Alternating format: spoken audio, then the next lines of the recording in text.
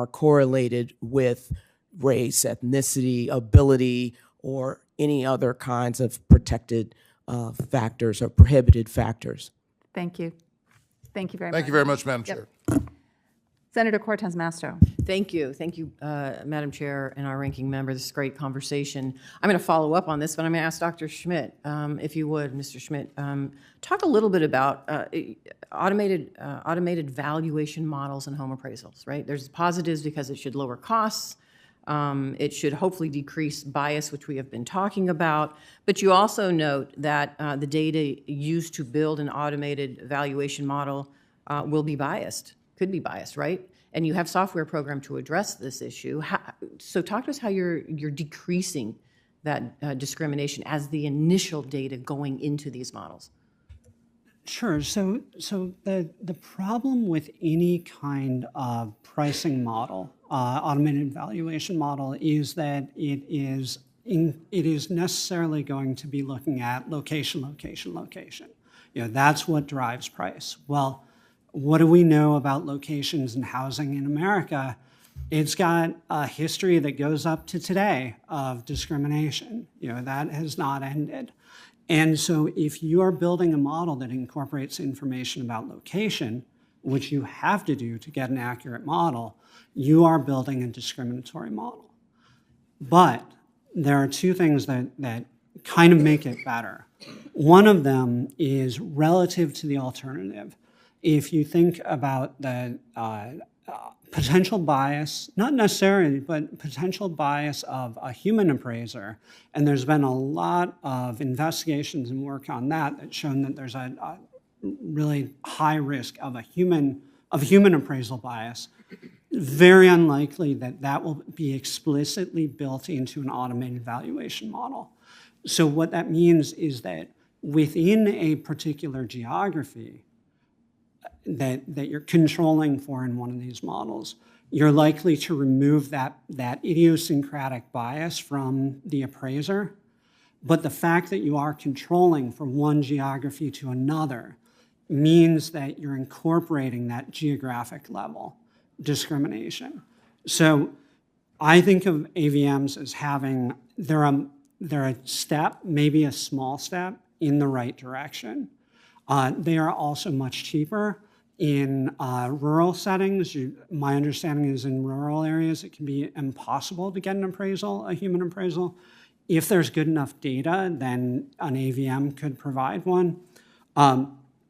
So there are many reasons why an AVM would represent just a sort of uniform improvement relative to current not ideal practices. So let me ask you this, because this is a concern. I see where we're going, and I think my colleague's absolutely right. AI is here, and people are going to start using it, and they'll start using it in the appraisal process.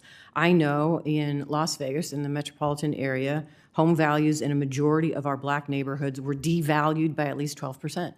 That's over $22,000 difference compared to neighborhoods with fewer than 1% of black residents. How do we ensure that bias doesn't get put into these models? So it will. So then how do we adjust for that? Yes, but there is yet another aspect to it, which is, and Ms. Rice was talking about it, and it's actually the center of my work, which is called Searching for Less Discriminatory Alternative Models.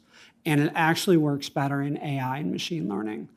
And what it turns out in machine learning models is that you can have thousands, really an infinite number of ways to specify these models, including certain information, excluding other information, changing what are called hyperparameters, which are kind of the knobs and dials that slightly change the algorithm.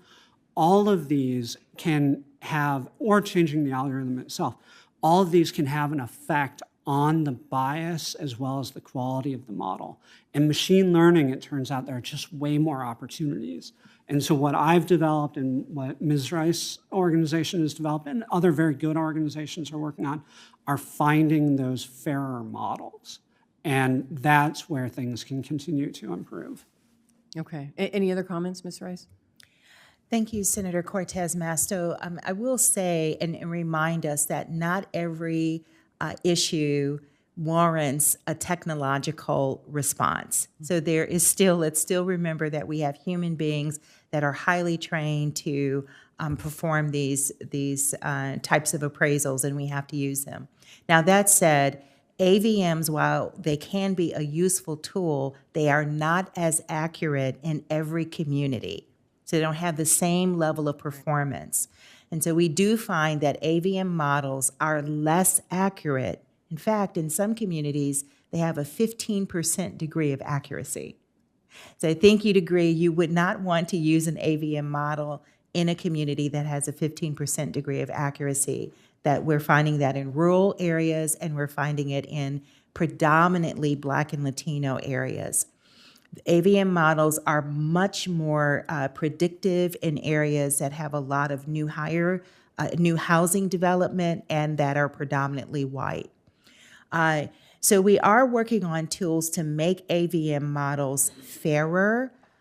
What will make AVM models fairer is if we change the construct or the approach that we currently use to determine property values. Right now, we use a sales comparison approach, which, as Nick has already said, requires that I look at what the house across the street from me sold, or the house around the block from me sold.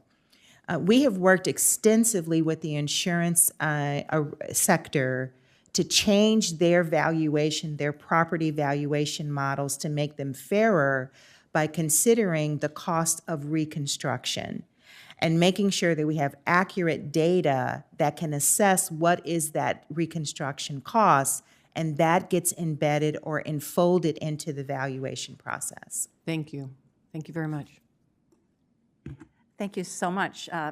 Senator Lummis. We're going to move to a second round of questions for anybody who has them.